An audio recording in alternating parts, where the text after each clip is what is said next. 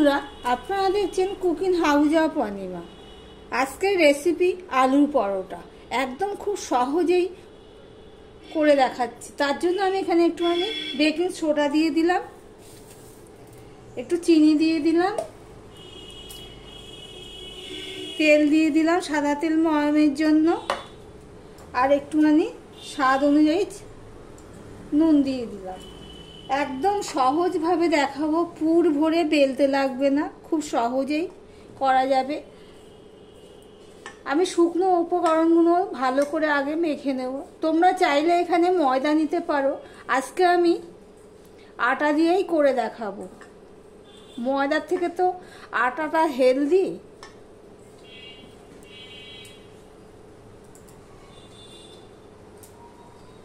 এবারে আমি অল্প অল্প জল দিয়ে আমি একটা ডো, দেখো অল্প অল্প জল দিয়ে আমি একটা ডো তৈরি করে নিয়েছি।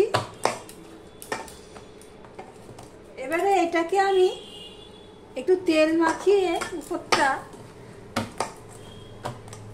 আমি ঢাকা দিয়ে রেখে দেবো 10 মিনিটের জন্য। আলুর পুর করার জন্য কড়াই বসিয়ে দিয়েছি। কড়াইটা গরম হলে আমি তেল দিয়ে দিয়েছি, তেলটাও আমার হয়ে গেছে। এবার আমি সবার প্রথমে নুন দিয়ে দিলাম, তারপর হলুদ দিয়ে দিলাম। এবার আমি অল্প পেঁয়াজ দিয়ে দেবো, পেঁয়াজ আর লঙ্কা কেটে রেখেছি সেগুলো দিয়ে দিচ্ছি।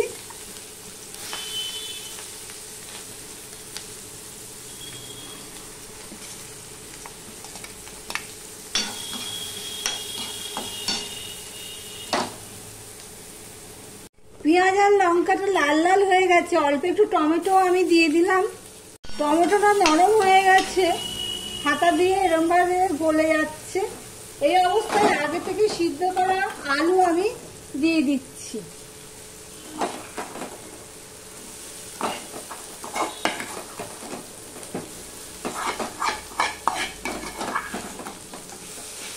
টুকরো টুকরো করে আলুগুলো সিদ্ধ করে রেখেছিলাম, সেগুলোই এবার হাতা দিয়ে এগুলো ভালো করে ম্যাশ করে নেব। ভিডিওটি সম্পূর্ণ দেখার অনুরোধ রইল। আর ভিডিওটি যদি ভালো লেগে থাকে তাহলে প্লিজ লাইক করে কমেন্ট করো, সাবস্ক্রাইব করার অনুরোধ রইল।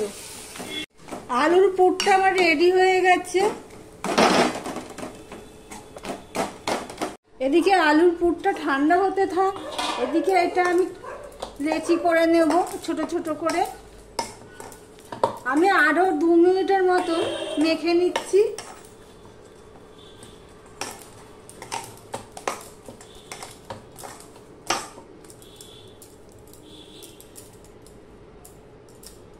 এইভাবে আমি লেচি করে নিচ্ছি। দেখো লেচিগুলো আমি এইভাবে করে নিয়েছি। এবার আমি এগুলো বেলে নেব। ময়ামটা এমনভাবে দিয়েছি এমনিতেই বেলা হয়ে যায়।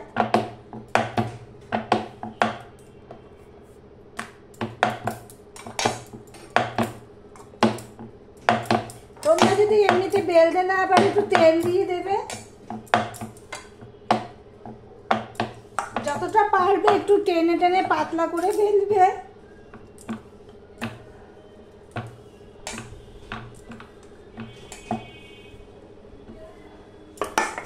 এবারে এর মধ্যে আমি আলুর পুরটা দিয়ে দিচ্ছি।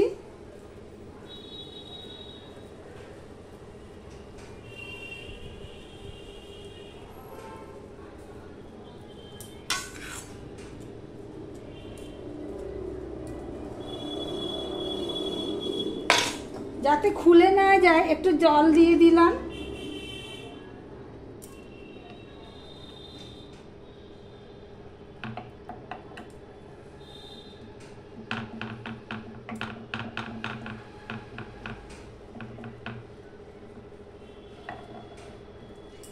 এখানে আরো একটা বেলে নিয়েছি, একটা প্যান বসিয়ে দিয়েছি, তেলটাও গরম হয়ে গেছে। আর এই দুটো পরোটা আমি তোমাদের ভেজে দেখাবো।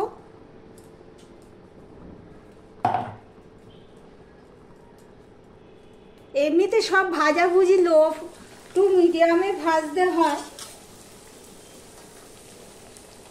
তাহলে ভিতরটাও ভালোভাবে ভাজা হয়ে যায়।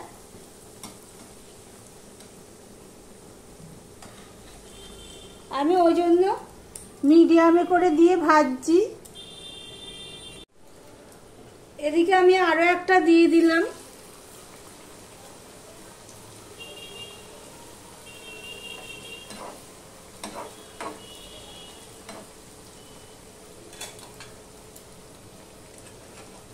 নিচটা হয়ে গেছে মনে হচ্ছে, হ্যাঁ নিচ পোর্শনটা হয়ে গেছে।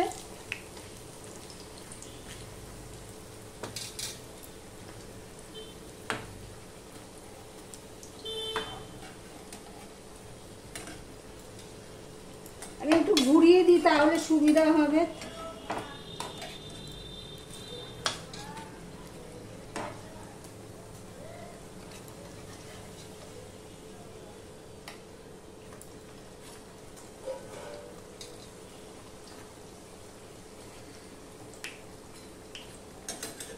দেখে নিতে হবে নিচেরটা হয়েছে কিনা।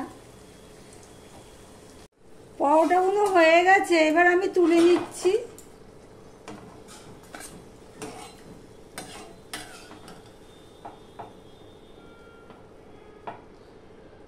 এই দেখো পুর ভরে বেলার ঝামেলা ছাড়াই আমার আলুর পরোটা রেডি হয়ে গেছে।